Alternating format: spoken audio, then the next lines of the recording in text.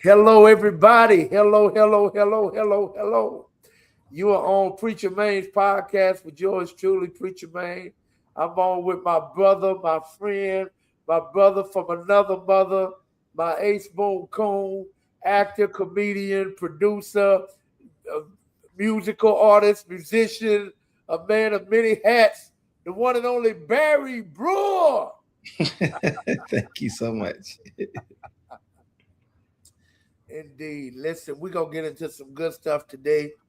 You all know my latest single titled I Ain't Catching It. The whole gist of it is about we all go through hell in life. Like Jesus said in this world, you're going to have tribulation.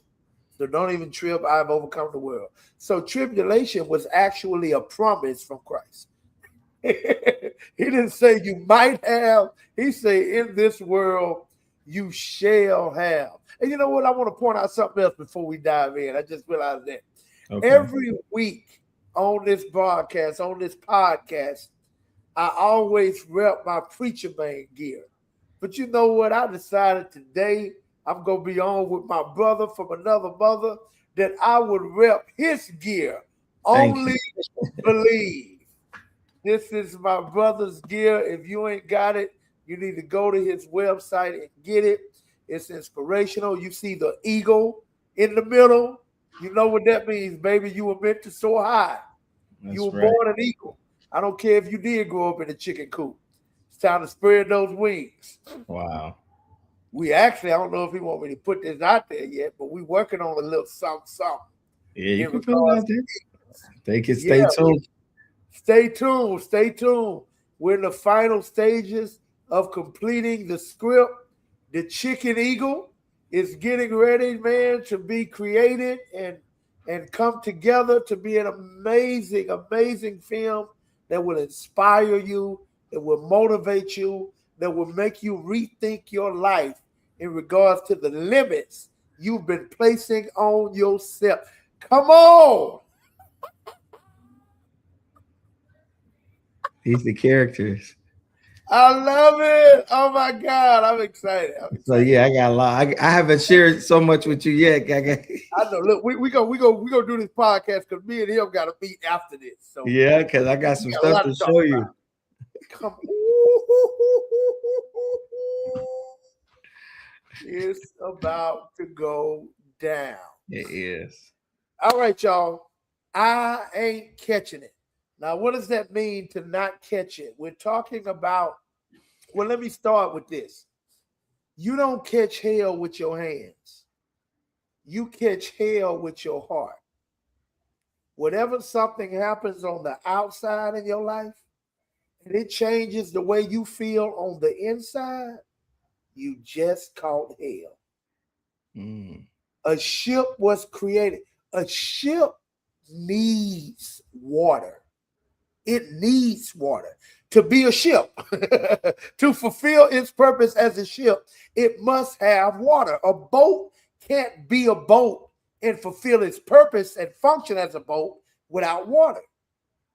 However, when the water it needs to be who it's called to be, to transport one side to another, if it allows the water it's supposed to be in to get inside of it, the same water that was meant to be a blessing becomes a curse and it brings the boat down to Mm. its demise. See, oftentimes God wants to use trials to get you from where you are to where you're going. Mm. But when you allow the things that was meant to be stepping stones to become stumbling blocks, when you let the thing you were supposed to go through, when you allow it to go through you, Mm. it brings its demise. So the problem is not good. Google it. Wow, it's flowing already. The problem is not what's happening in your life. The problem is where it's happening in your life. Mm. Is it happening to the life in you or the life outside of you? The key is to don't let it in. If you can stop it from getting in, and you know when it's gotten in, your feelings will let you know when the things that you're going through are consuming you. Your feelings won't lie. Your feelings let you know what you just digested. Because you can feel it on the inside. That's how you know it's gotten in you. So, Barry, man, I want to open this thing up, man. I want to get your thoughts on it.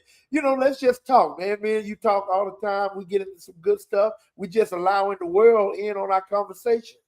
So, man, share with me what's been going on with you in regards to what we're talking about and just whatever's on your heart. Yes, first of all, thank you for that. I was just really taking it in. My son just walked in, so I'm waiting for my wife to get him. He playing drums. This is part of being a dad, as you know. Yeah, great job. I love it.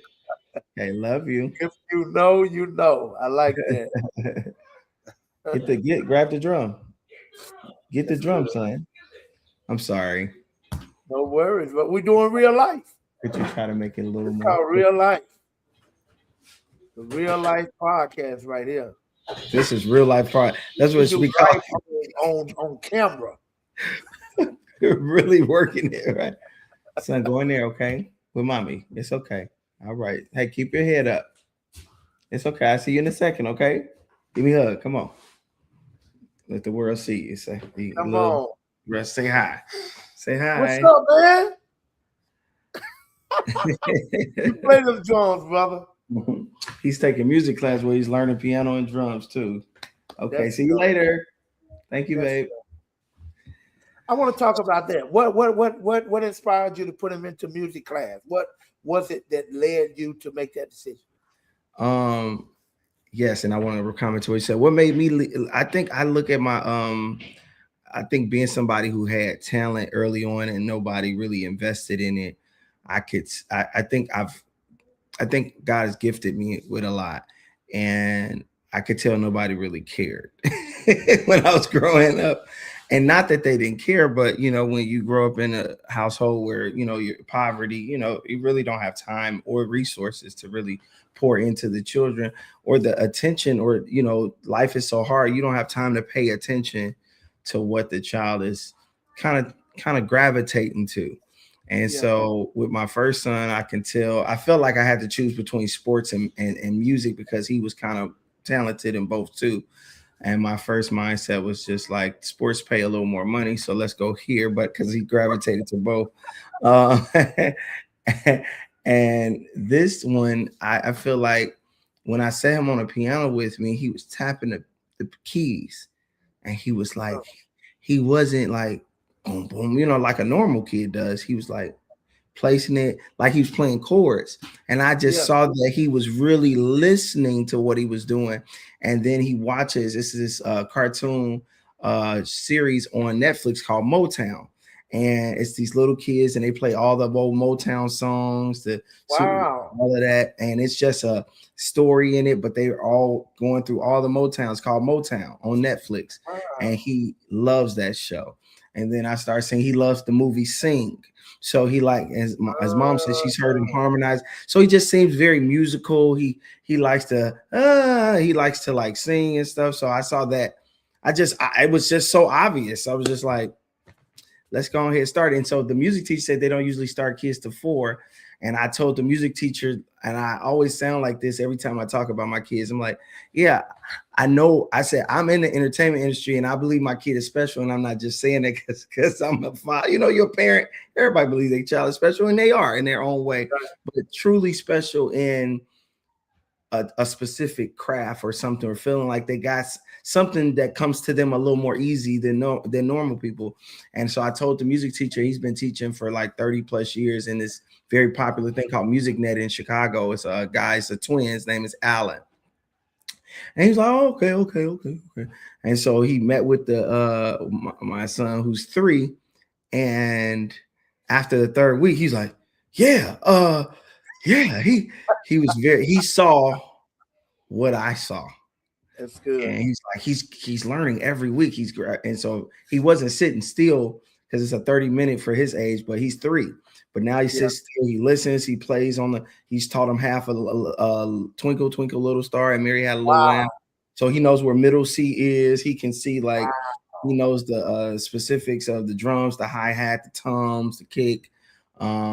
He knows, like, he's learning the number system on the piano. So he's like the 2, the 3, then he knows all his letters, so he knows the scale. So he's like teaching him all of this, and he's saying every week he's like surprised at how he's gravitating to it so quickly. So yeah, so I saw something. What's amazing to me by what you're sharing, what's amazing to me is that you've learned the lesson from your pain. Yeah. And you're applying that to your parenting.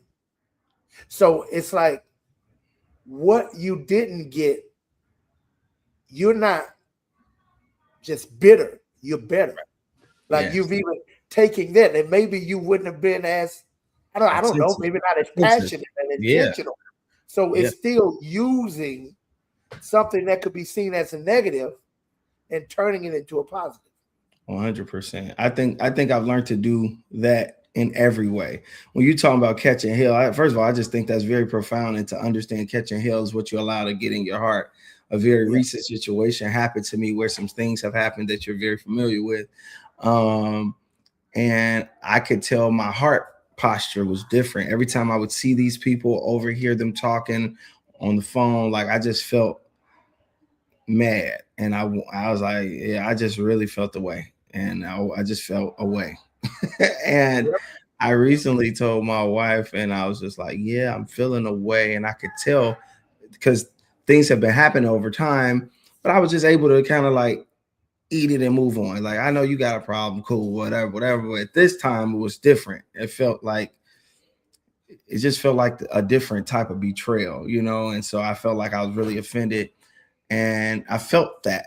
And so I didn't think too much about it, but I was sitting one night in the tub very recently, and God revealed to me, he's like, you're holding this inside you, regardless to how wrong they were, right? Because I think we get stuck on the facts, the logic, and the truth. The truth is they are wrong. The truth is you did not deserve that. The truth is they did do that to you.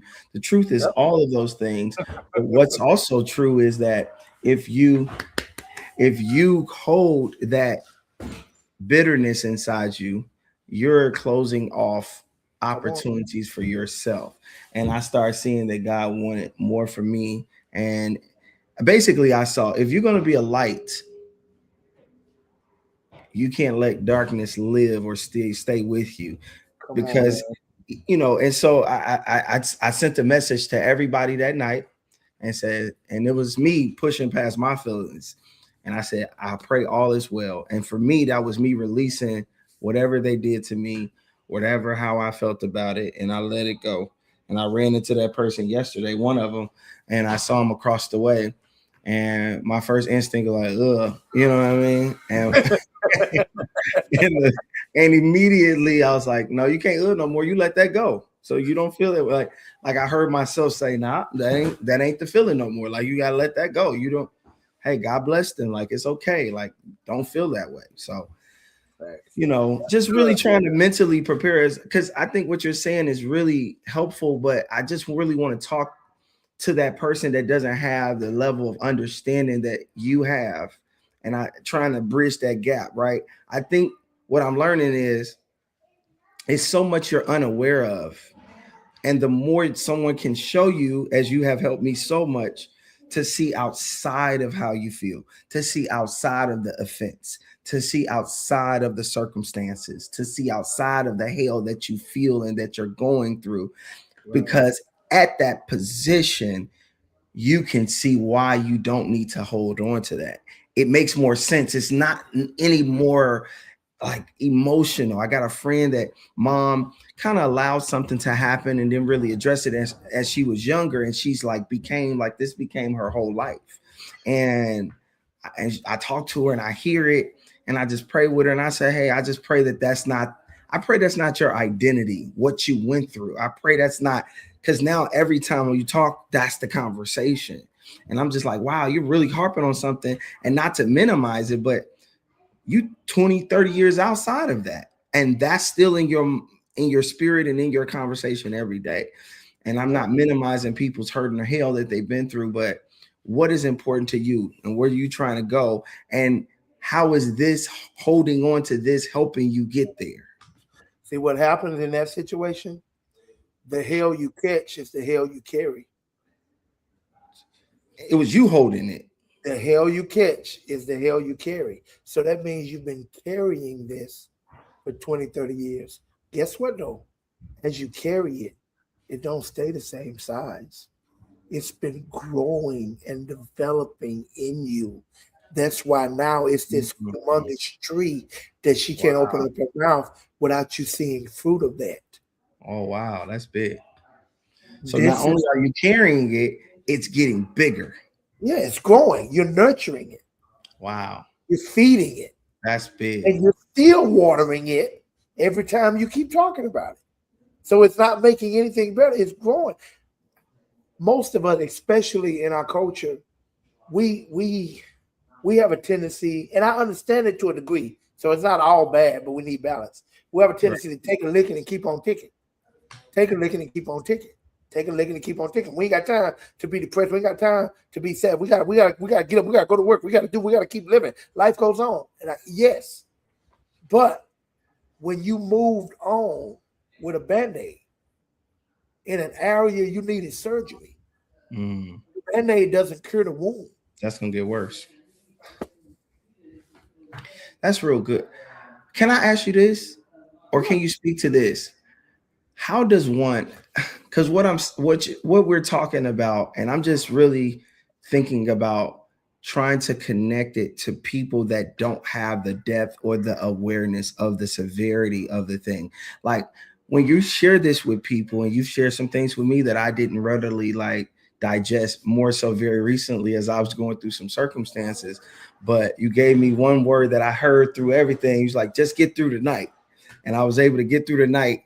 And because I got through the night, I woke up like, oh, I see it differently now. I can see just because I got through the night, not that it just like, oh, I saw it different. And so my question is like, how do you speak to that to a person who can't, like, it's kind of like telling them they're in a bubble and they're completely unaware that they're inside of a bubble. And you're like, hey, there's something outside of this that you're not aware of. Yeah. The first step is listening to them. Here's why. If you're trying to add good water to this bottle, you're not going to be very effective because it's already full. Wow. You have to allow people to empty enough until they have room or capacity for what you have to say.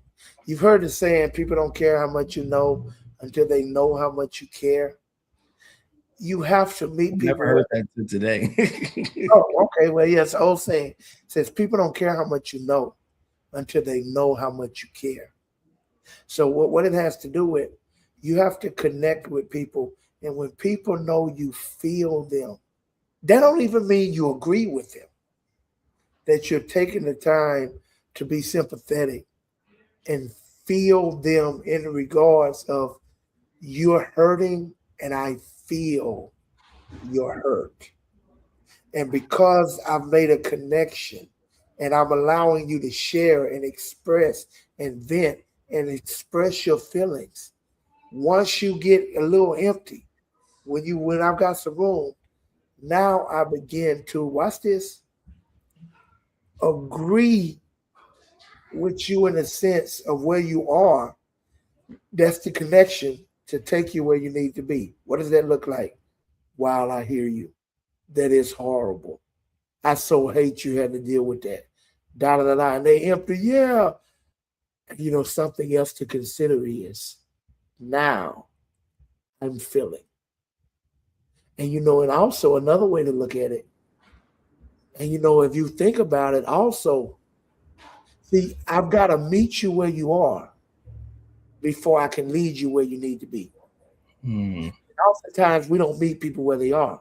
We over here trying to tell them, no, that's the problem. You're on the wrong side of the street. You need to bring your butt over here. And then you don't understand why I'm here, but I know you need to come over here. No. Stop fighting. You walk to that side of the street. Take them by the hand and walk them to the safe place. That's what it takes to be effective. And that's where it calls patience.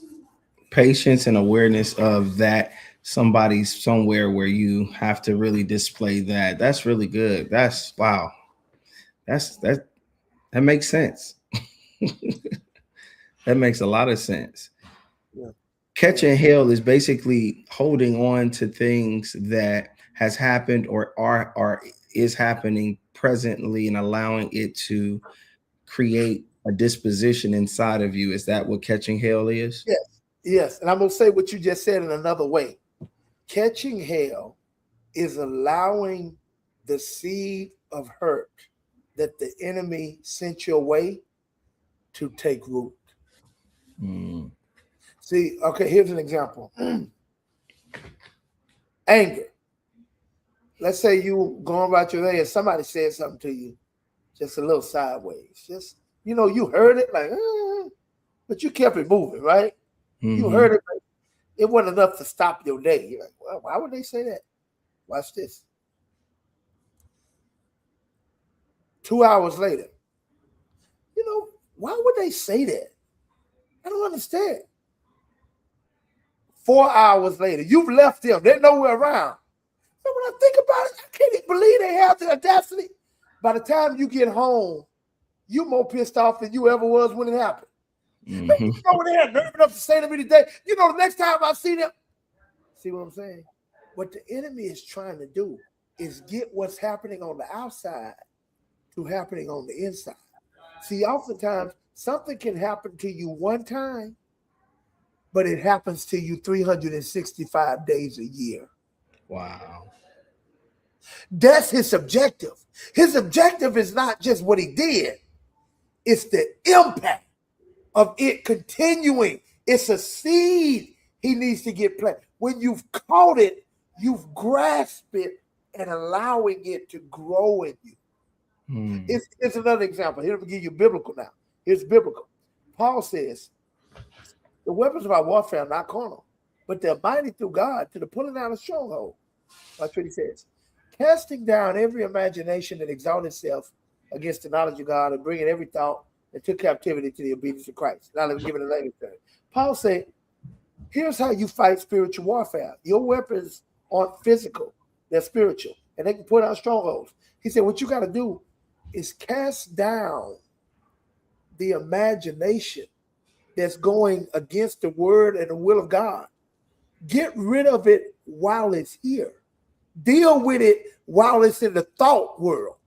Because if not, as a man thinketh in his heart, so is he. See, if you don't catch it while it's here, your mind is the filter. If you let it continue here too long, it don't just stay there. It's going to get in the heart. And when it takes root, that's when it produces fruit. When you're trying to change your fruit, you got to get to the root. That's good. That's real good. I appreciate that. Wow. This is a therapy session live, is what it really is. This is how, and I'm not just talking gender, it's both. It's male and female. But I'm just using an example because I deal with more females in this area than males. But it happens to males too. Females who've oftentimes been really, really broken and hurt. And I mean, not to their fault, like really have been a victim. And if that hatred, that hurt, that it can become so rooted of whether it's abuse, whether it's infidelity, whether it's just horrible mistreatment, it can become so rooted that they're wondering, why aren't there any good men? Mm-hmm. Every man I hook up with, but you don't realize whatever is rooted, as a man thinketh in his heart, so is he. I can't produce fruit of a seed that hasn't taken root. If that's what's rooted in me, just the hurt, the pain, the no goodness, the horrible people, the da da da, it creates that disposition. Then the only fruit I will continue to see will be a reflection of that thought process. And people want the fruit to change so they can change how they feel, so they can change what they're going through, so they can change their circumstance. You got to change how you feel, how you believe, before the fruit can ever change. I agree. But this is where I think people struggle. They don't understand how to change how they feel.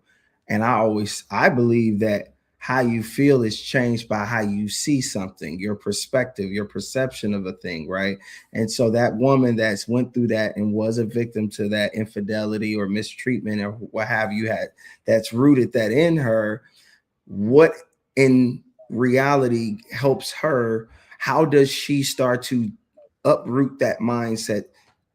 What is that tangible advice on her making that transition to becoming, not having that in her so that she can attract what she really wants?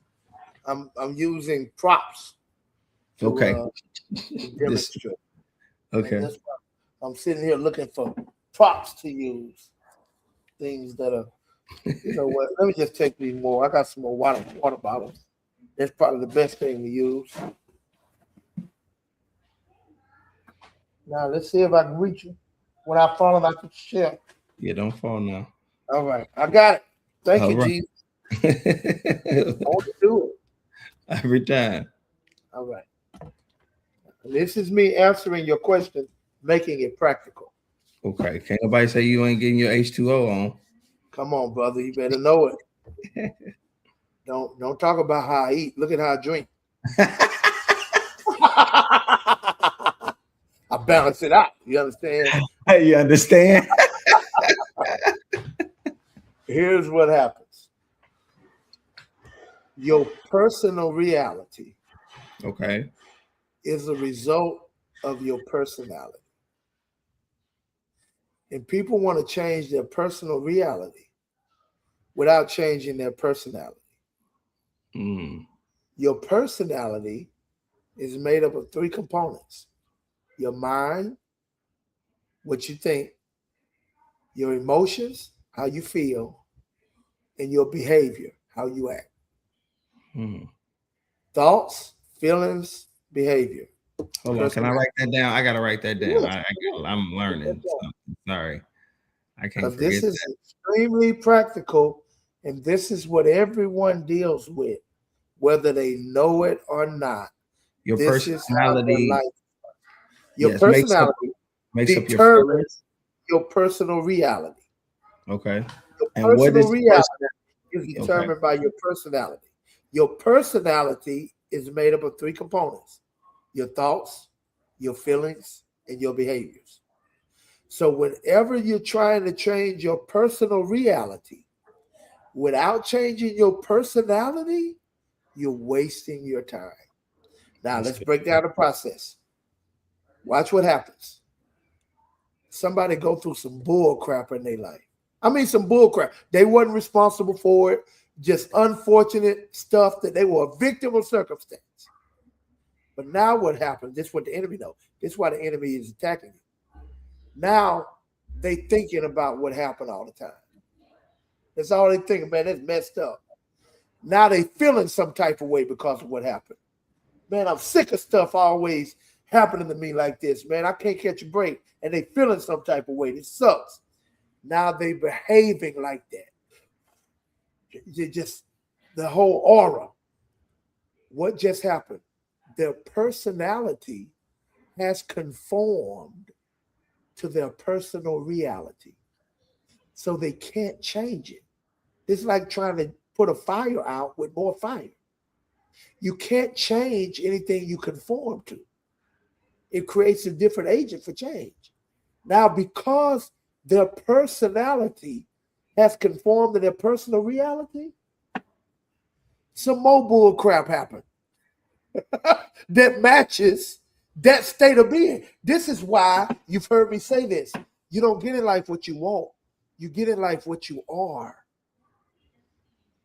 Wow. I want something different, but my state of being is based on this. It's a reflection of this. So I keep harvesting more fruit that matches this state of being, this seed. So now let's get to how do you change it? Here is how you change it. You need to create or receive a vision for your life that's different from your personal reality. That's good. You need to receive a vision. Let me, this is how I make it simple. People, I don't know what a vision. Let me help you. What did you pray for? Would life look like if all your prayers were answered? That's your vision. That's your vision. Yeah. Because if you whatever pray, you look in the most positive things you desire for yourself, that's your vision.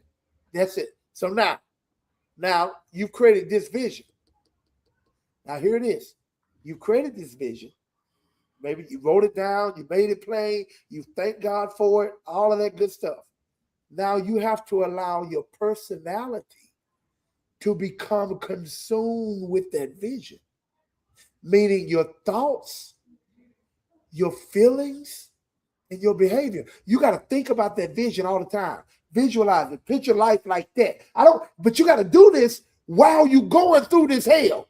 That's what I'm learning. Oh, that's while good. You're in this. You can't wait till this is over. See, people wait for this to change before they change. That never changes. The cart before the horse. That's putting the cart before the horse. The horse got to be in front of the cart. So now you think of this all the time, consistently, consume your intentionally. And the more you think about it, the more you start feeling this way. And the more you start feeling that way, the more you start behaving this way. Mm-hmm. Now watch what just happened. Your personality has conformed to this vision. Watch this. That old personal reality, it has nothing to feed it any longer. It has to begin to die because there's no more nutrients. It's not having any attention. The things it feeds on, because you just became someone that doesn't agree with this. So, and it's over time, eventually your personal reality becomes what your vision was, because your personality has become your vision. This is the process. So now two things are going to happen. Your mind will serve as two purposes. Your mind, for most people, is just a record of their past. So whatever horrible thing happened in their past, that's what their mind becomes consumed with. But the more it becomes consumed with that, the more it repeats that. More circumstances that are fruit of that. But your mind can also become a roadmap to your future. And if it's not being a roadmap to your future, guess what it's being? It's being nothing but memories of your past. So your mind becomes the steering wheel to your life. This is why the prodigal son was in the hog. Good googly woo. Thank you, Holy Ghost. The prodigal son did this. His life, his personal reality was he was in a hog pen. But his mind, he was still in the hog pen. His mind, the Bible says he started saying inside of himself. He wasn't even saying it out loud. He was saying it within himself. That's how you know it was his thoughts. How many servants of my father got bread enough to spare, and I'm perishing with hunger? His mind went to his father's house. He said, I will go to my father and say, I'm not worthy to become your son, be called your son, but just make me a hired servant. Now look at his actions. He's talking, his feelings. He's feeling what that's going to be like. And as he's thinking it, he's feeling it, he starts acting it. And guess what his reality becomes? The hog pen becomes a thing of his past. And his life becomes back with his father living wealthy again. Mm. This didn't change. This changed. Which changed everything. Which changed. Because this, see, let me say it one more way. Think about soil. You know, certain fruit can't grow in certain soil. Like there are things we grow. I remember when they told my grandfather, man, you can't make them kind of watermelons in California. Ain't no way it's possible. No, I think it was sugar cane. It was sugar cane. Man, you can't make no sugar cane because he used to grow sugar cane. He said, yes, I can. He said, man, I guarantee you can't. He created a whole sugar cane garden in LA. They didn't know how he did it. People used to come by from miles around to see it because it was unbelievable. How did you do it here? Let me tell you how he did it. When he came back from Louisiana, he brought a bunch of Louisiana soil back with him. And put it and made it. I was saying he put his own soil. He created the soil. So now the sugar cane would grow in LA for other people because the soil wasn't conducive to grow that. Anything in the middle. Anything that keeps happening in your life over and over again is because your soil is conducive to that. Quit trying to change the thing, change the soil, and that thing can't grow in your life no more. Yeah, that's so real. I just want to testify to that. That is a very real thing.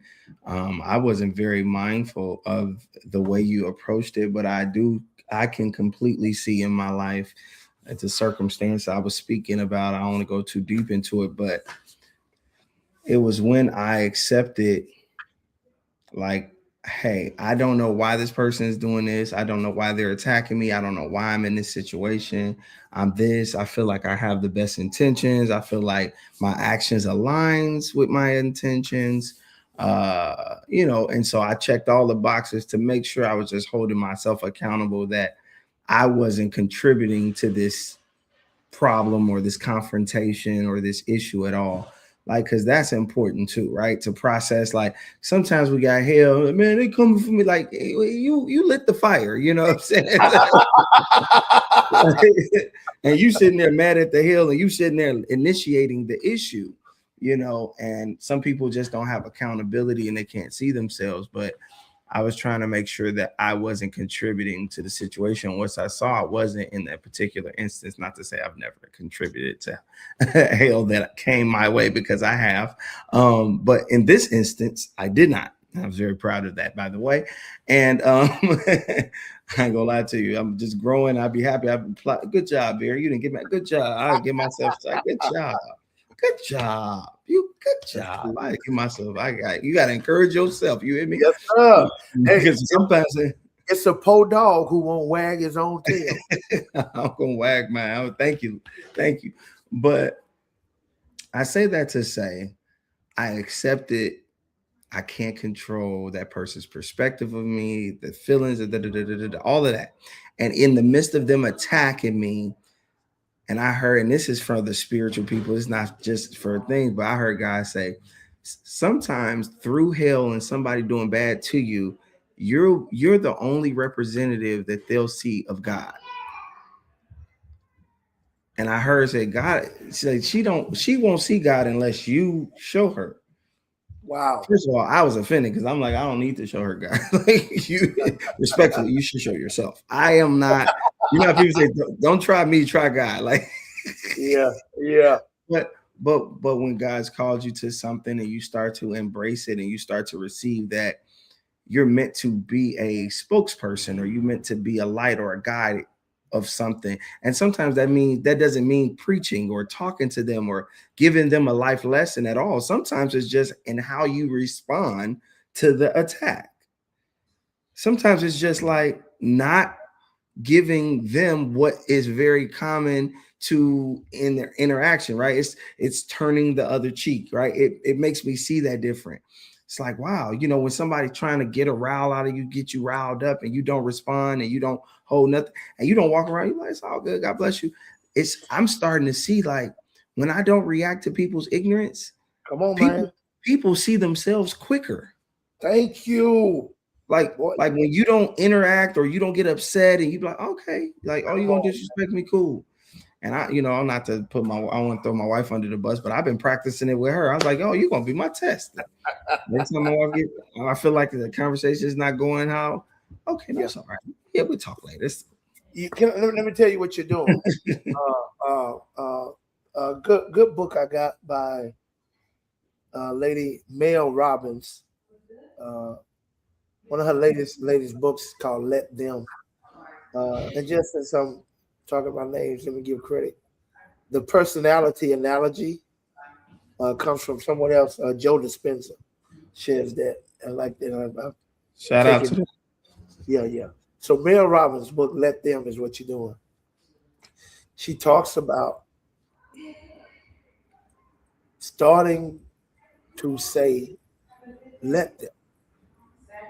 Let he said, most of our anxiety and our anger and our frustration is connected to other people's behaviors or things Yes. that happen that are out of our control. Yes. When she teaches people, she calls it the let them theory. That when Mm. it happens and somebody say, tell yourself out loud, no, let them. Let them be who they are.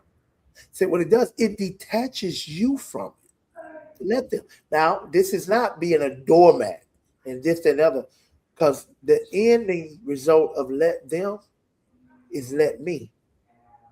Meaning, once I let them, then I let me be free and I let me make a decision on how I want to move forward with my life.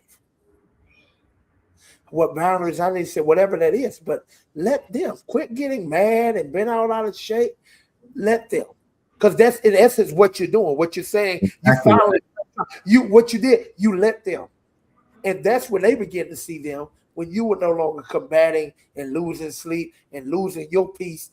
Just let people be who they are. It's I don't we don't realize it. It's a level of the control freak in us that want to change it. They want. I need to tell them. Let me explain it. Let me show them how they want. Let me show. Let Can them. I speak to that right there, because I have been that person most of my life, right? But my motivation wasn't that.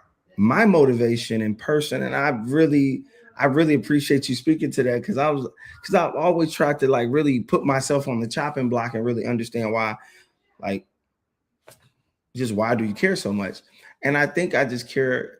It's just like it's really scary when you understand life in a real way. Like it's like seeing a person walking into the street into an expressway or a freeway, and it's dangerous, and you're like, hey, like the aggression you can feel because you are aware of where that leads to. And I think the struggle, and this is me going into the more personal stuff, but like it's like what's sad and true and what you're saying is kind of like I just had to recently accept, like, I can't prevent them from being in danger without us both being in danger. I then become in danger trying to save them from being in danger. That's good. You got it. Where's my bell? Oh, it's too far from. That's when I ring my bell. Make me want to go get it because that's good. That's Yeah, exactly right. but it's a hard reality. It's like it's probably one of the most awakening, harsh realities, like those things where you're like, man, you gotta take that one. Like it was just really hard for me because this isn't personal. This is not just random people, because people always think like, that's your friend, whatever, you can do that. But when it's your child, your significant other, your family member, your brother, your mom, your sister, your cousin, when you gotta be like, I gotta let you go. And that's me growing as a person, understanding what you can't control. Offer Watch the what else. advice, leave it there. In addition to that, it's you letting them grow. Mm, that's See, good. sometimes you're gonna learn in life two ways. You're gonna learn from wisdom, and you're gonna learn from experience. When you fail to accept wisdom, wow, that was funny. You know what just almost happened. I almost removed the other finger when I say you failed to accept wisdom. It was gonna This show is you what's what gonna happen to you.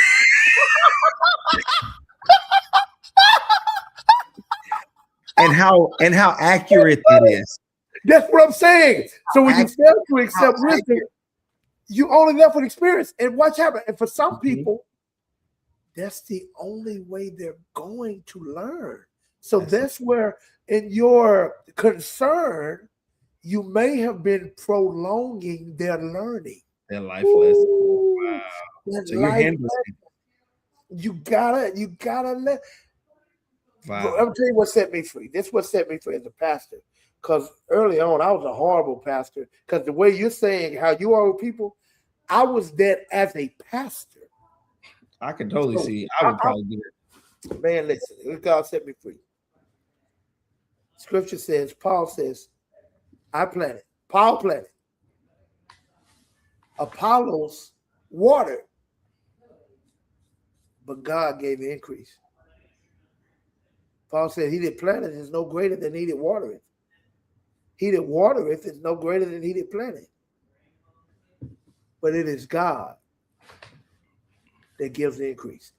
How did that set me free? I realized I have one of two jobs, two at most. I plant and or water. God's never held me accountable to making it grow. Wow. I have to release myself, watch this, of his job. Wow. Wow. Wow. Wow. Wow. I, I I I just think that's very important because that I feel like I'm just talking to my son. He's 15, about to be 16, as you know, and I can tell how stuck he gets on fair and what's fact, as he's starting to navigate school and sports and life in a way. Sometimes he's not getting a fair share. Sometimes he's not getting a fair shake at something. Sometimes people are treating him. Um, um, but I was just like, I tell him all the time, like life is not fair, and so not losing sight of where you're working towards, that this thing is so frustrating. And I see that. I was like, oh, if I can get you to get there early, oh my God, bro, I feel like his life will be so much better. And like, I feel like that one thing will progress him way quicker than I and most people, because we do get caught up of what did not go well, what went wrong, how it happened, what they did to us. And you know, I I kind of was like, I think naturally innate as a kid, I was kind of like the guy you spoke of earlier, like, hey, I gotta keep going. My assistant said something when my brother died. She was looking at me and she's like, man, you just keep going. Like she was like kind of like, wow. She's like, you probably need to deal with that. I'm like, she's right. But I'm like, I was grateful. Like it was a compliment, even though she was trying to help me. I was like, I'm glad I got that mentality because I've been stuck a long time ago. But as I have been like dealing and going through my process, I'm also seeing the importance of dealing with what happened to you. How do you feel about that? I talk a lot about how my mom did come to my graduation, and I still mention that at 43 years old. And and I don't tell my mom, like, no, but I say it all the time, and I had to sit with myself and like, that bothered you, you Right. know. I had to start see like, oh man, you never felt supported, you never felt like nobody saw you, like you always felt by yourself, you always felt this way. Like to understand myself today, I've had to do more work of being more mindful of all the life stuff I've been through because I just kind of just I got to get to it. And as amazing as that may be for people, it's like, yeah, but what it don't mean nothing to get to the highest place because I had this work ethic, but to be traumatic with all these traumatic issues and how I react to things and not just dealing with the issues because they don't, like you said, they grow. And I still don't feel like it did, but I'm like, no, it comes out in different ways. Out of the abundance of the heart, the mouth speaks. Mm-hmm. If it still wasn't in there, it wouldn't keep coming out. It wouldn't even be something to talk about. And it's okay though. See, that's the thing. That's actually strength. That's growth. You acknowledging that doesn't make you weaker. It makes you stronger. The person you worry about is the person that's not aware of what hurts them. That's not aware, because they're going to get tripped up and they're going to be going off on them and not even knowing why, because you have no control over what you're just ignorant of. It's important for you to know, wow, I was bothered by that. That was something that affected me. I probably made some dumb decisions in my life that was attached to that I didn't even know it was attached to that. I didn't that's growth. That's learning. Yes. People don't study themselves. The key to success is work on you more than you work on your job. Because the greater you are, the greater everything you do will be. Facts. So no, don't ignore that. Continue to search out Barry. The good, the bad, the ugly, the indifferent. Continue to do that. Because a lot of people's motivation for success is still trying to prove all of those people wrong that hurt them, that wasn't there for them. I'm going to show them. And I get it to a certain degree, but it becomes so out of balance that you never really did anything that was for a lasting better. That's how a person get there and they still empty. I've seen it. That don't heal that. That doesn't heal that. At all. And I've seen that. I've seen people in my industry have nothing, work very hard to be successful. I'm like, hey, you made it. Right. And they look worse and they seem like life is worse. And it seems like it's heavier than it ever been. And it was so confusing. I'm like, huh?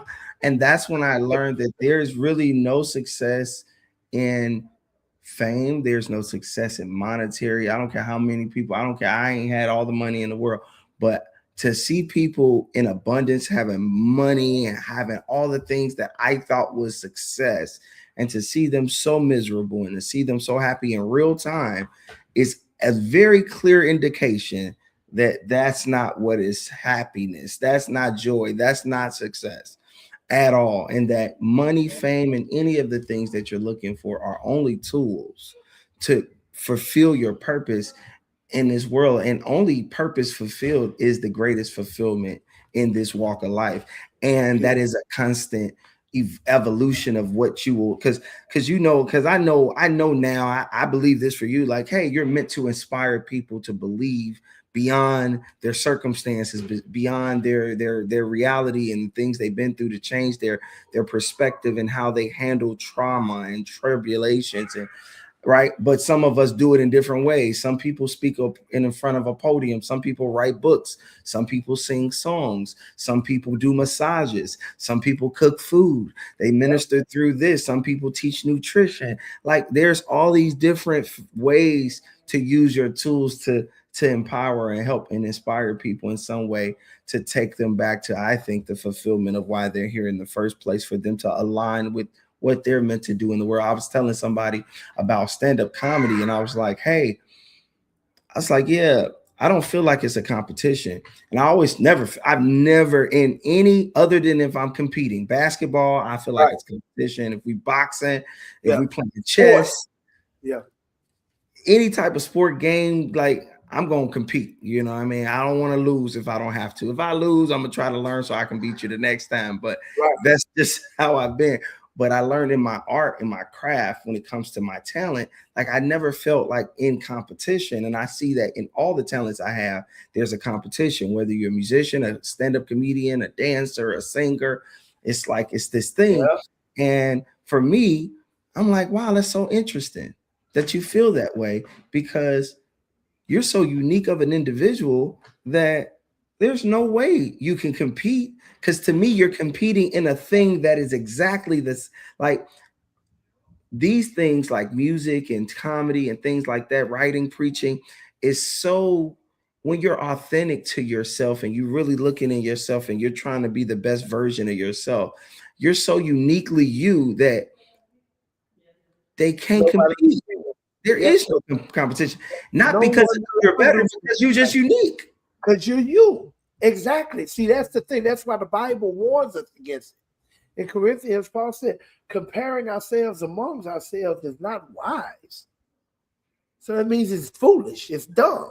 Because Right. you can never, the only person you're in competition with is yesterday's version of you. Of you. And also I believe that we're all a part of a puzzle. We are. So I told somebody example, I said, imagine this puzzle piece, like I'm better than you. And they're both there to make a bigger picture. Watch this now. Let's get to the root of it. How unwise is that? Yes. Listen, to get to the root of it, I'm better than you. That means you're not happy with you. Because you got to compare yourself to be better than another person before you feel valuable yourself. You have an emptiness. There's So something that's you're revealing, you're yeah. revealing that insecurity because you're comparing yourself to others to feel valued yourself. That's kind of good. sad. That's very sad. And the saddest part of it all is that most people are unaware of what you just said. Like they don't know that. I've been looking up some. It's called a scarcity mentality. It's two type of mentalities: a scarcity mentality and abundance mentality. And I was looking this up on my AI. It's like most people exist in the world with a scarcity mentality, and a scarcity mentality is exactly what we're talking about. People who feels like life is a competition, right? Competition. It's about how much I have versus my neighbors versus this person. There's something or somebody or something. It's kind of like high school again in real life, right? It's kind of like I want to be perceived a certain way. I want to have a certain thing. And if I don't have it and I'm not authentically that, I'm not going to be honest and transparent about that. I'm going to still try to do what I can to create this narrative of who I want to be. Other than, yeah. Most people never grew up. Back to what you said. Yeah. Most people never grew up. What do I mean by that? They kept on moving. They took a licking and kept ticking, but they never resolved that issue. So that same issue from school grows with them into adulthood. That's why it's like high school, because you're still stuck in what happened there. And trying You to, never dealt with that. as an adult. I was listening to something last week, bless my soul. With that scarcity mentality, right? People feel like there's not enough. So if you got all of this, there may not be enough for me. That's exactly the mindset. And what they're missing is this. What I was listening to last week said you're missing. God is like the ocean. Nobody's going to get all the water. There will always be plenty. But because of that scarcity mentality, you keep showing up to the ocean with a teaspoon. Because you don't believe there's enough. Wow. He says, at least bring a bucket. There's so much for everybody. Yeah. And that's, and I'm gonna be honest with you. I got on stage this week. You'll be very proud of me. I kept telling people I'm in there. It became like a therapeutic show. People came up to me and said, I just went up stage for 45 minutes and just talked. Are you serious? I talked about my therapy. I talked about what I was learning. I said some real funny things. I was like, I first told people, I said, people say stupid a lot, but I don't think people know what stupid means because it's such an offensive connotation to stupid. And I say, oftentimes I was like, stupid means lacking intelligence or lacking common sense. And most people don't know that that's what that is. And I'm like, and I'll just talk. Anyway. And I just was laughing because the lady came to me and I felt so good because I was just up there talking about my process and what I'm seeing and how I've evolved. And wow, I thought the world was this. And, I had this great admiration for people in certain positions only to meet them and see that they were missing something too. And and not that I'm better than anybody, but to just have a very clear view of what the world is. And I was like, because I had heard this reading before I kind of started processing this. And I see that most people function out of that scarcity mentality. And I don't know if you remember me always saying the fish going the opposite way. Like it was kind of like Oh, that's what's different. Like it was such a big difference in just people who live in abundance and not and an abundance mentality is people who do feel like it's enough for everybody, who do feel like, hey, you could be a king and I be a king. You could Right, be the coldest and I be one of the coldest too. You could be one of the greatest and I be the greatest too. Like we can all be great. It's right, the kings of comedy. It could be we right, all can like it's enough. It's enough to sit next to each other and admire the greatness that sits on your life and not feel insignificant in any way. Right. And so, and I'm grateful for it. And so I was saying all this to just say I was talking about this on stage, but more importantly, like how appreciative I am instead of walking around like y'all off, like something wrong with you. Da, da, da, da, da. It's kind of like, wow, God, thank you. Like, I don't know how I gathered this, or I don't know how I've gotten to this. I'm sure yeah, it's a lot of things and a lot of people and a lot of prayer somewhere. I'm sure somebody I don't even know is praying for me, but I was just more so grateful. And I'm just more yeah, so having this sense of gratitude and wanting to do my part to hopefully help other people know that there's more for you, know that there's greater for you, know that there's better for you. And it starts and ends with you, because I don't think people know that they can control their future and their outcome. I know we got to go. yeah. No, no doubt, no doubt, no. There's somebody calling me like, hey, I'm live. I know you're not watching because you're calling me. But listen, we've hit our time. We're gonna wrap up. I want you to just any final words that you want to leave people with in regards to what's on your heart. Just Thank anything you got coming up as well. Like always, I got a lot of stuff coming up. I would love to come back and give a lot of that. say that. We're gonna be releasing our own.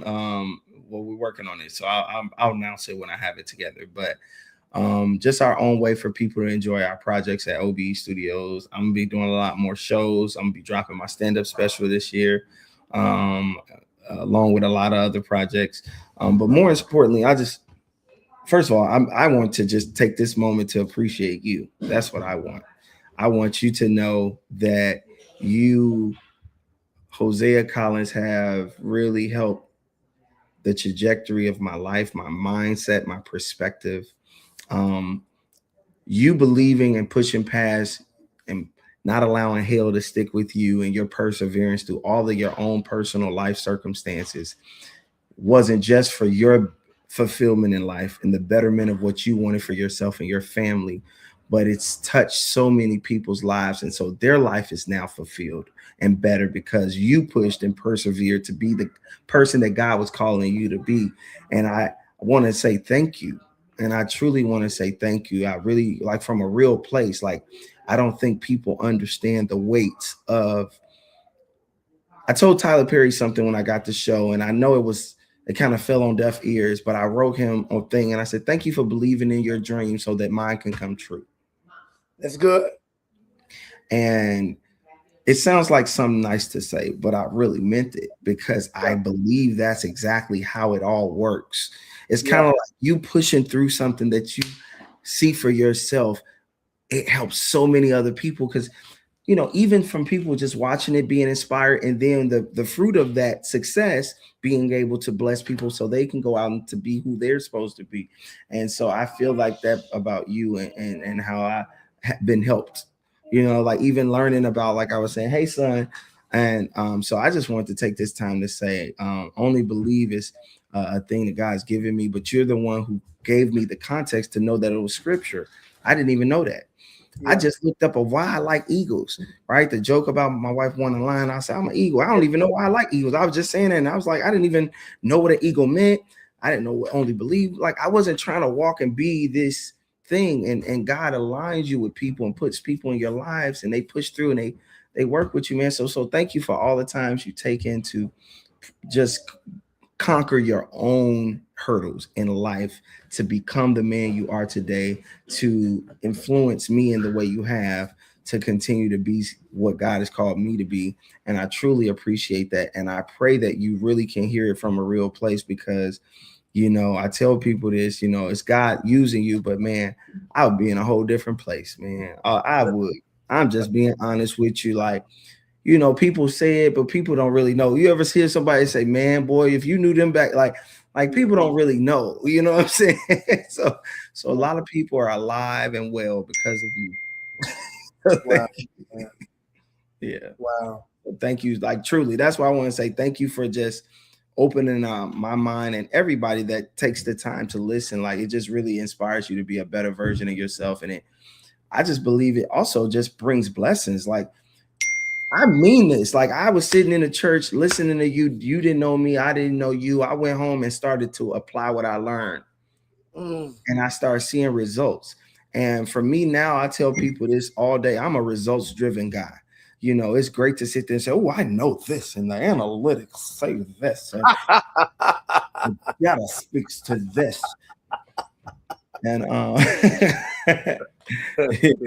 whoever gets offended by that, that's because that's who you are. And you need to That's who you are. The real talk is now, I really wanted to take this time to say thank you. I don't want to take this time to, I don't ever want to come across like I feel like I talk a lot and I share a lot, but people don't know that I'm sharing because I'm just learning and I'm excited to help people because I'm like, I didn't know.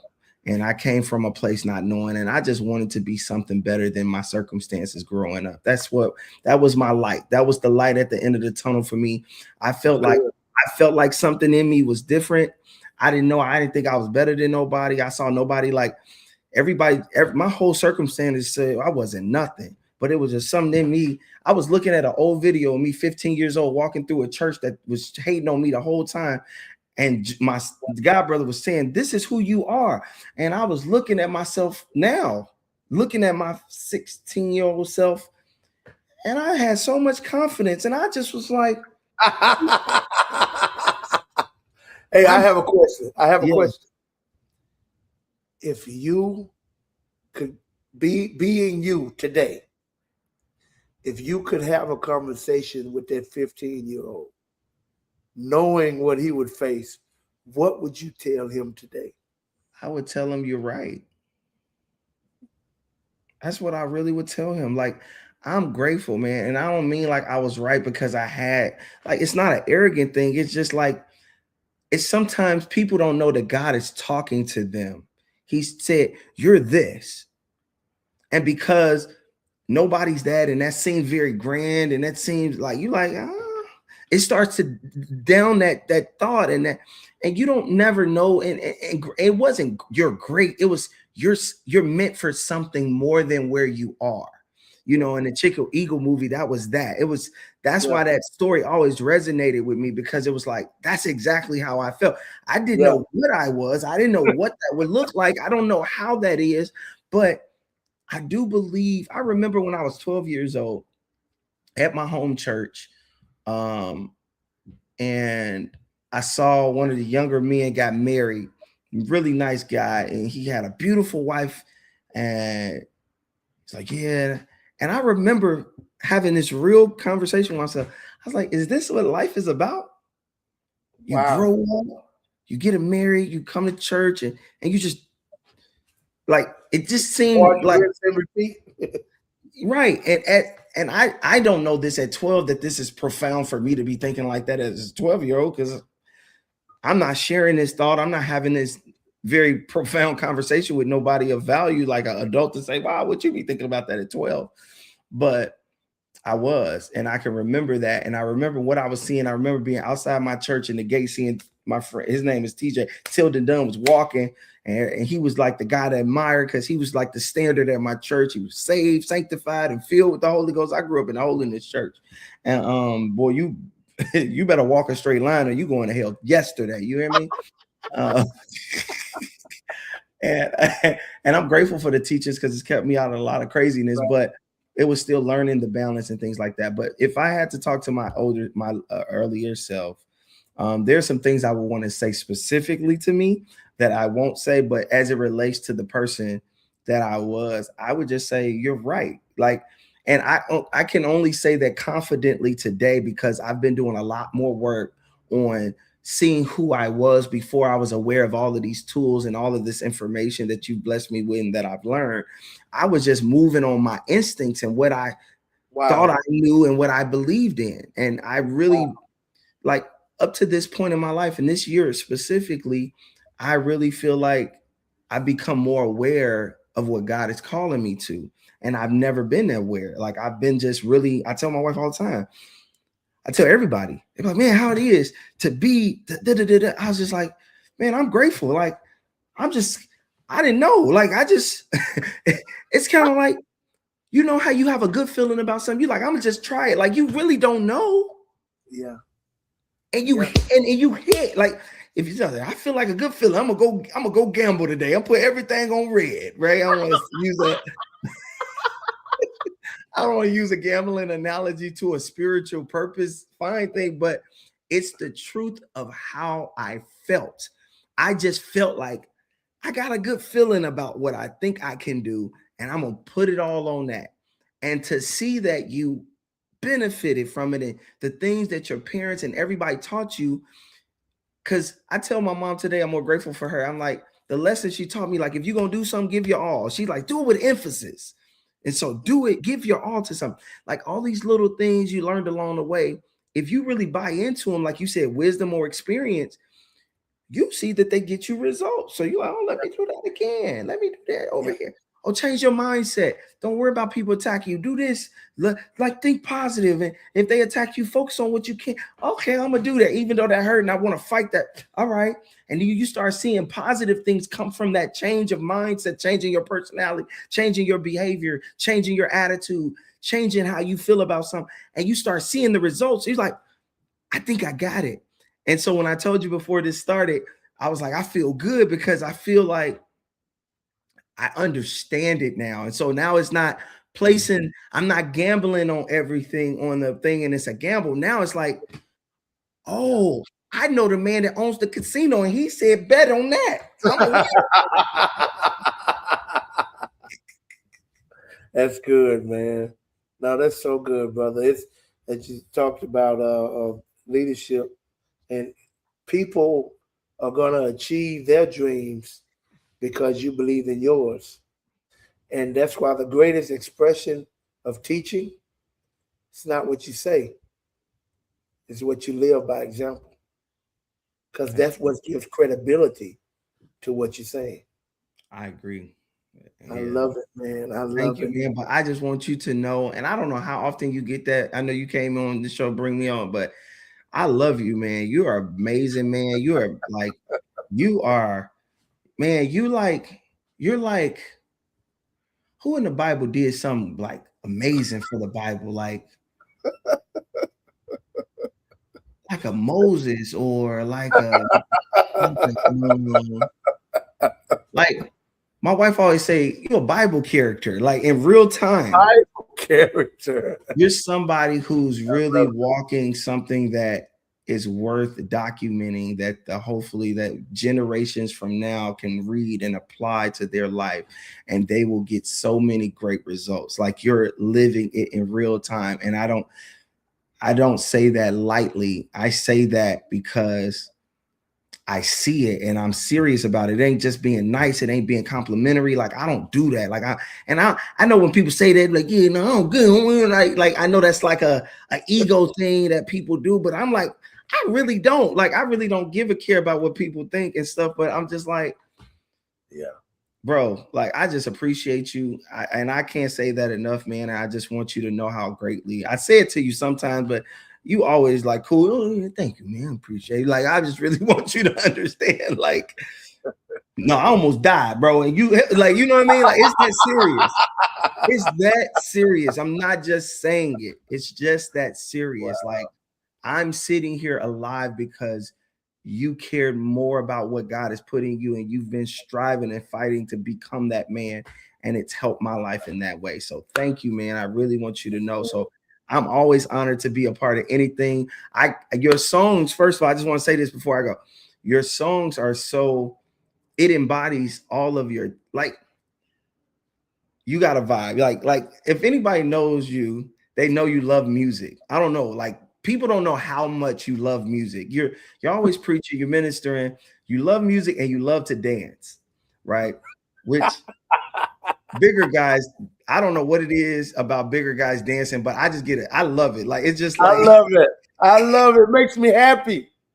I love seeing it's, big I people can dance. see It that. makes me happy. You remember when you were doing the live workout and you were dancing to it like an old man? If you bring that back, you should bring that You back. know why I can do it now? Because you know why I stopped it? Why? Copyright. But I can do it to my own You music. can do it to and promote your I song. didn't think of, brother, you just blessed my whole soul. That's a blessing. And that's going to be my workout to That's my good. own music. And people, and you can love it, and people will love it with you. I love it. Say less. I'm looking forward to it, man. But I just, like I said, man, just a true inspiration, man, a true legend and icon in real time, and not just because of what people want to be admired and have these titles, and it's something to have, but it's different when you're just walking in who you're supposed to be, and you're an icon and a legend because you were intentional about where God was taking you to. So in my eyes, you are very legendary. You're probably a legend to me and an icon. So just, I don't know what tomorrow holds, but I just wanted to give you your flowers, man. I appreciate you so much, man. I love you so much. I want you to really know that. Man, I love you, brother. I love you. I love Jazz. Love the kids, man. I appreciate God. I appreciate your family. Thank Everything. you. I love Pops, Mama. Crazy, everybody crazy. I even love that LeBron hater. I love him too. Oh, Julia. That's my guy. I am gonna tell him you said it. I love him too. Shout out to people watching, but with the people that still on. God bless you, Antonio Smith, Sharice Jackson, my brother Jerry Samuels Jr., Jacob Thomas. Jacob Thomas say, "Good evening. Tell him I love him and Big Job." That's what Jacob Thomas from man. Thank you so much. Glenda, God bless you. Hey, Glenda. Ricky Jones, bless you, my brother. Thank you, Ricky. Praise him, Frazier Waldrip, God bless you. Pastor Taurus Johnson watching. Yo, cousin, that's my guy. That's like your brother to me. Every time I talk to him, y'all like brothers to me. Like I love that guy. That's my guy right there. Love you, Trisha Taurus, Jones, man. Bless you. Stephanie D, God bless you. Zalia Ann, God bless you. Melvin plays. Melvin said, in the same way, I'm that type of person that keeps moving forward because I feel like I don't have time to sit in it. The world doesn't stop. I deal with the issue when I'm in the moment. God bless you, each and everybody that's still on, and all of those that had to get off. I praise God for you. Continue. Preacher Man is streaming. I ain't catching it. The last single, Country Man, is out. He did it again. The Race, all of that, and so much more to come. So keep on streaming it. I want to give a shout out on the Urban Influencer Radio Network. Urban Influencer Radio Network got different divisions. They got reggae, they got R&B, they got gospel, they got jazz, but they got a Southern Soul division. And I'm on that network. And they just sent me the thing where I done made it to the Preacher Man, Country Man song is number 4 on the Urban Influencer Southern Soul chart. Wow. So I'm grateful for that. I'm honored. So God bless you all. Don't forget, on the 5th Sunday, we having Southern Soul Sunday at the church. Cowboy hats, cowboy boots, Southern Soul, Preacher Man performer. We'll have a good time. Till the next time, join us every week, Saturday at 12 noon.